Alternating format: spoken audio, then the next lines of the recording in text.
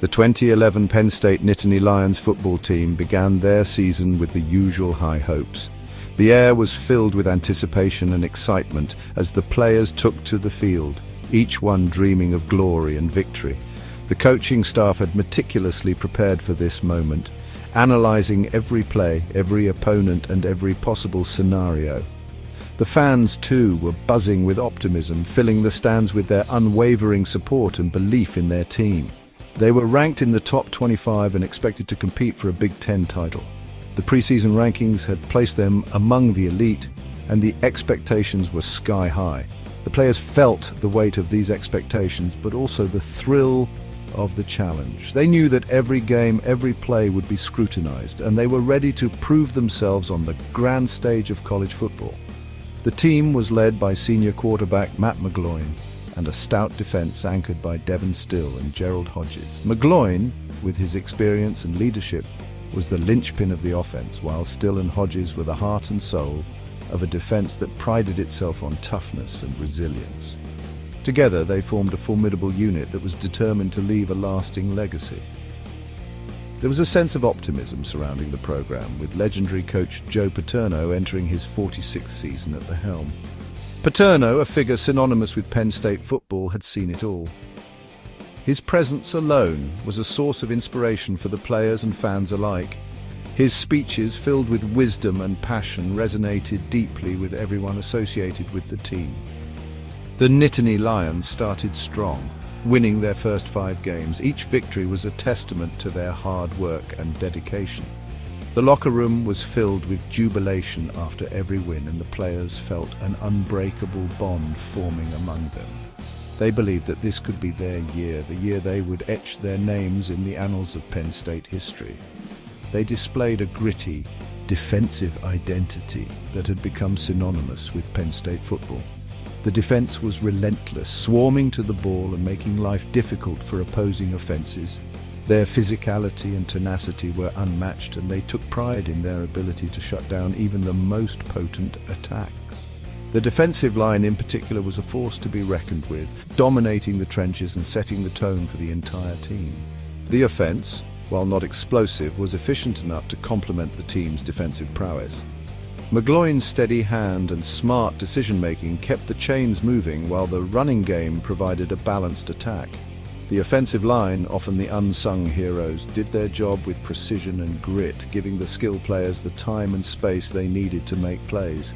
McGloin developed a strong connection with receiver Derek Moy, providing a much-needed downfield threat. Moy's ability to stretch the field and make acrobatic catches added a new dimension to the offense. Their chemistry was evident, and it gave the team a reliable option in critical situations. The fans loved watching their dynamic plays, and it gave them hope that the offense could rise to the occasion when needed. However, the on-field success was soon overshadowed by a scandal that would rock the university and the sport of college football to their core. The news sent shockwaves through the community, leaving everyone in a state of disbelief. The players, coaches, and fans were blindsided by the revelations, and the focus quickly shifted from football to the unfolding crisis. The news broke on November 4, 2011, and the world learned a chilling truth about the man long revered in Happy Valley. The details were harrowing, and the impact was immediate. The university was thrust into the national spotlight for all the wrong reasons, and the football program found itself at the center of a storm that threatened to tear it apart. What started as a promising season quickly descended into chaos and uncertainty. The players, who had been riding high just weeks earlier, now faced an uncertain future. The locker room, once a place of camaraderie and joy, was now filled with tension and unease. The coaches struggled to keep the team focused, but the weight of the scandal was too much to bear. The events that unfolded would forever alter the course of Penn State football. The legacy of the program, built over decades of hard work and success, was now in jeopardy. The players and coaches were left to pick up the pieces and find a way forward in the midst of unprecedented turmoil. The impact of the scandal would be felt for years to come, casting a long shadow over the once proud program. On November 4th, 2011, former Penn State defensive coordinator Jerry Sandusky was arrested on charges of sexual abuse of minors. The arrest marked the beginning of a scandal that would shake the foundations of one of the most storied football programs in the country. Sandusky, once a revered figure in college football, was now at the center of a storm of allegations that would reveal a dark and disturbing pattern of abuse. The grand jury presentment detailed horrific allegations spanning over a decade. These documents painted a grim picture of systematic abuse, with testimonies from multiple victims who described how Sandusky had manipulated and coerced them. The legal proceedings would uncover a series of failures by those in power to act on early warnings and suspicions. It alleged that Sandusky had used his position within the football program to prey on vulnerable young boys. His role as a trusted coach and mentor provided him with access to children, and he exploited this trust to commit his heinous acts. The allegations suggested a pattern of grooming and abuse that went unnoticed or unreported for years. The news sent shockwaves through the university and beyond. Students, faculty, and alumni were left reeling as the extent of the allegations became clear. The media descended on the campus, capturing the raw emotions of a community in turmoil. The story dominated headlines and the public demanded answers. The scandal quickly engulfed Penn State, casting a dark cloud over the football program and its iconic coach. Joe Paterno, a legendary figure in college football, found himself at the center of the controversy. The program's reputation, built over decades of success, was now tarnished by the actions of one man and the perceived inaction of others. Paterno, who had been informed of an incident involving Sandusky in 2002, was criticized for not doing more to stop the abuse. The revelation that Paterno and other university officials had knowledge of Sandusky's actions but failed to take decisive action led to widespread outrage. Critics argued that their inaction allowed Sandusky to continue his abuse for years. The public grappled with the horrifying revelations and questioned how such atrocities could have occurred under the watch of a figure as revered as Paterno. Protests and demonstrations erupted, with some defending Paterno's legacy while others called for accountability. The divide among the community was palpable, as people struggled to reconcile their admiration for Paterno with the reality of the scandal. The atmosphere on campus was tense and uncertain. Students walked somberly through the university grounds, grappling with the weight of the allegations. The once vibrant campus was now overshadowed by a sense of betrayal and confusion. Classes and events continued, but the mood was undeniably different. Students and alumni alike struggled to come to terms with the allegations. Discussions and debates were common as people tried to make sense of the situation. Alumni gatherings, once filled with pride and nostalgia, were now tinged with sadness and disbelief. The scandal had left an indelible mark on the Penn State community. Vigils were held for the victims, and calls for accountability grew louder by the day. The community came together to support the survivors and demand justice. Candlelight vigils and rallies became a common sight as people sought to honor the victims and push for systemic changes to prevent such abuses in the future. The focus shifted from football to a much larger issue, the protection of children and the institutional failures that allowed the abuse to continue. The scandal sparked a nationwide conversation about child protection and the responsibilities of institutions to safeguard the vulnerable. It was a stark reminder of the importance of vigilance and accountability in preventing such tragedies. As the scandal unfolded, the Penn State Board of Trustees faced immense pressure to take action. On November 9, 2011, they announced the firing of Joe Paterno, effective immediately. The decision sent shockwaves through the college football world. Paterno, the winningest coach in college football history, was gone.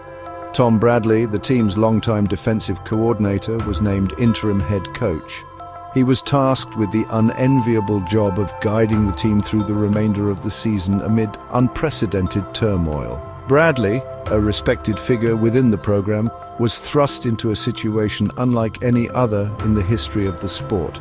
The players were left to grapple with the sudden departure of their legendary coach and the horrifying allegations against Sandusky. They were thrust into the national spotlight, their every move scrutinized. The season, once filled with promise, was now shrouded in uncertainty and heartbreak. Despite the immense emotional toll, the Nittany Lions had to find a way to finish the season. The scandal that rocked the university had left an indelible mark on everyone associated with the program. Players, coaches, and fans alike were grappling with a whirlwind of emotions, from anger and sadness to confusion and betrayal. Yet, amidst this turmoil, the team had to lace up their cleats and step onto the field, carrying the weight of the university's tarnished reputation on their shoulders. The games took on a surreal quality, with the weight of the scandal hanging heavy in the air. Every snap, every tackle, every touchdown was played under the shadow of the controversy. The atmosphere in the stadiums was unlike anything seen before, a mix of support for the players and a palpable tension that could be felt in every corner of the stands. Fans showed up not just to watch football, but to stand in solidarity with the team, to show that they were not alone in this fight. The team, now led by Bradley, showed incredible resilience. Bradley, thrust into the role of interim head coach, had the daunting task of keeping the team focused and motivated. His speeches were filled with messages of hope, unity, and perseverance. He reminded the players that they were not just playing for themselves, but for each other, for the fans, and for the legacy of Penn State football. Practices were intense, with a renewed sense of purpose and determination evident in every drill. They fought hard in every game, showcasing the true meaning of perseverance. Each match was a testament to their grit and determination. The players left everything on the field, playing with a level of intensity and passion that was inspiring to watch. They tackled harder, ran faster, and played smarter, all in an effort to prove that they were more than the scandal that had engulfed their program. Their on-field performance became secondary to the larger narrative, but their effort did not go unnoticed. While the media focused on the off-field issues, those who watched the game saw a team that refused to be defined by the actions of a few. The players' dedication and hard work were evident in every play, and their ability to find moments of joy and celebration amidst the chaos was a testament to their resilience. The Nittany Lions battled through distractions and adversity, ultimately finishing the regular season with a 9-3 record. This record was not just a series of numbers. It was a symbol of their strength and determination. Each win was a small victory against the overwhelming odds they faced, and each loss was a lesson in resilience and perseverance. The team's ability to stay focused and perform at a high level was a remarkable achievement in itself. Their strength and resolve were a testament to their character and the bonds forged within the locker room. The players leaned on each other for support, finding strength in their shared experiences and mutual understanding. The locker room became a sanctuary, a place where they could escape the outside noise and focus on what they loved most, playing football. The camaraderie and brotherhood that developed were crucial in helping them navigate the challenging season. While the season was far from ordinary, the team found solace on the field. The gridiron became a place where they could momentarily forget the chaos and simply play the game they loved. Practices and games provided a sense of normalcy and routine, a brief respite from the storm that surrounded them. The field was their sanctuary, a place where they could channel their emotions and find a sense of peace. Football became a welcome distraction, a chance to come together and find strength in unity.